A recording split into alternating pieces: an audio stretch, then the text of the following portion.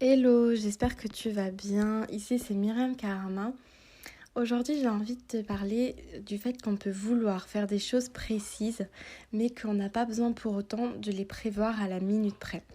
Le planning parfait, pour moi, ce n'est pas quelque chose qu'on crée avec force et acharnement, c'est plutôt quelque chose qu'on accepte de recevoir.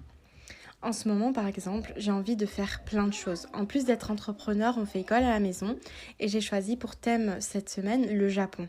Du coup, en plus des activités un peu plus scolaires, entre guillemets, on fait plein d'activités autour de ce thème et j'ai plein d'idées, j'ai envie de faire plein de choses. Vouloir prévoir en mode je fais une longue to-do list et j'essaie d'y venir à bout, c'est souvent la frustration assurée.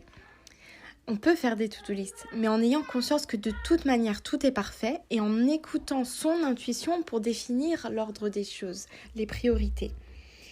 Et d'ailleurs, souvent je conseille plutôt de faire des to-do list inversées, c'est-à-dire le soir, quand tu as fini ta journée, que tu t'es vraiment écouté, tu vas pouvoir faire une liste de tout ce que tu as accompli pour te rendre compte, si tu as besoin de te rendre compte que tu as fait plein de choses et que tu as avancé vers tes objectifs, en faisant cette to-do list inversée, c'est-à-dire le soir, faisant la liste de tout ce que tu as fait, eh bien, tu vas pouvoir te sentir mieux et voir que tu avances.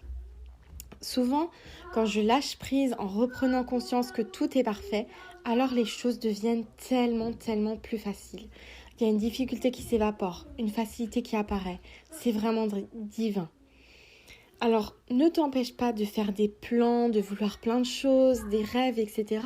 Mais garde en tête que c'est pas ton mental qui connaît le planning parfait, mais qu'au contraire, tout sera fait en son temps, que tu as juste à écouter ton intuition pour savoir quoi faire à chaque instant. Et si malgré ça, tu as l'impression de procrastiner, c'est peut-être juste qu'au fond, c'est pas assez important pour toi, peut-être que tu poursuis pas le bon but, celui qui te tient réellement à cœur. Donc, la procrastination, pour moi, c'est vraiment pas quelque chose de grave.